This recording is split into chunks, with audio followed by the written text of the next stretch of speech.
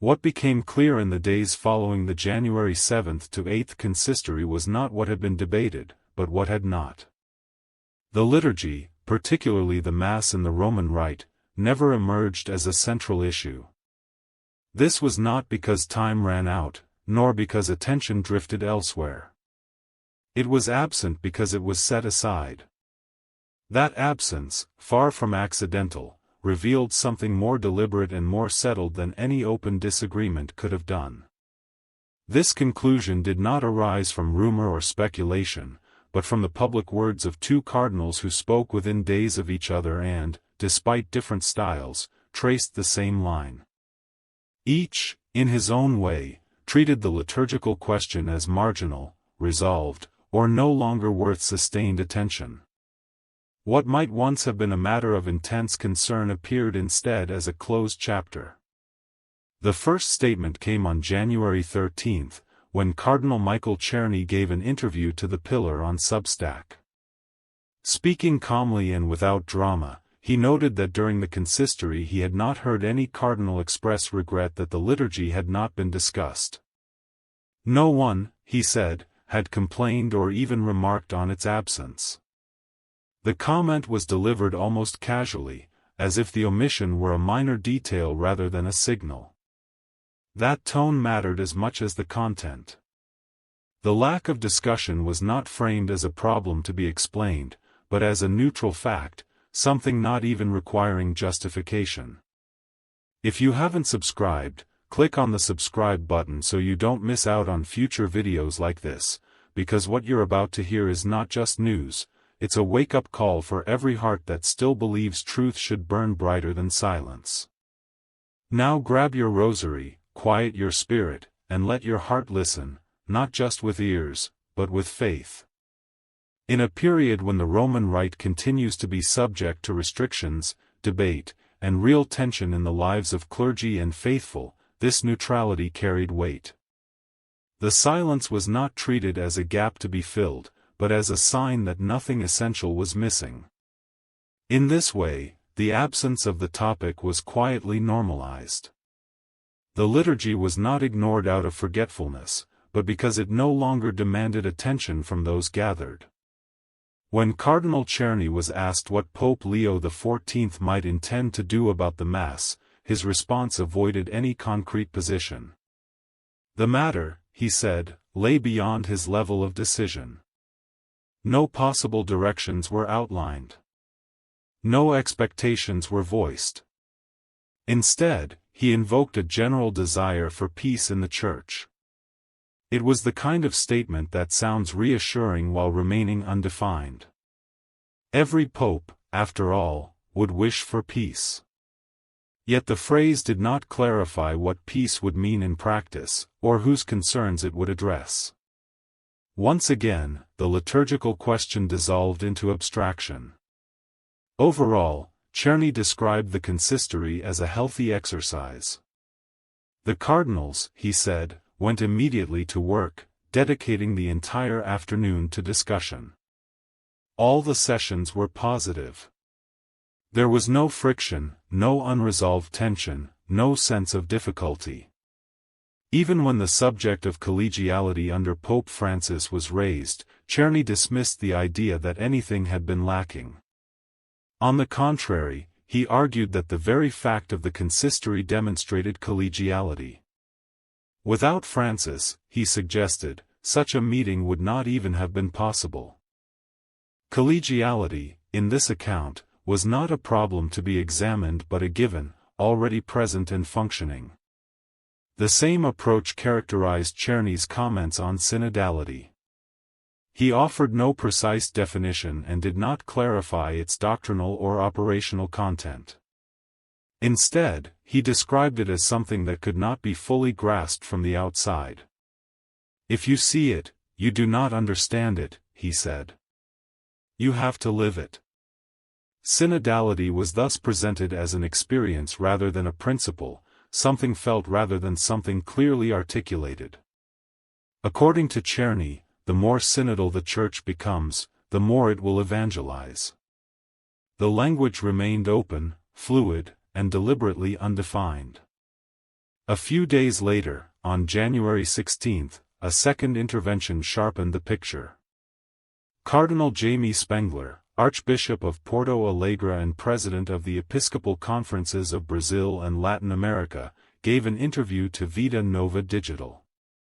The subject once again was the Mass in the Roman Rite, and this time the response left little room for uncertainty. "The river does not flow backward," Spangler said. Applied to the liturgy, the metaphor was clear. There would be no return to the traditional form. This was not presented as a temporary measure or a pastoral compromise, but as a matter of principle. What belongs to the past should not return. History, in his view, moves in one direction only. Spangler grounded this conviction in his reading of the Second Vatican Council, which he described as an immense effort to recover what he saw as the fundamental elements of Catholic liturgical celebration.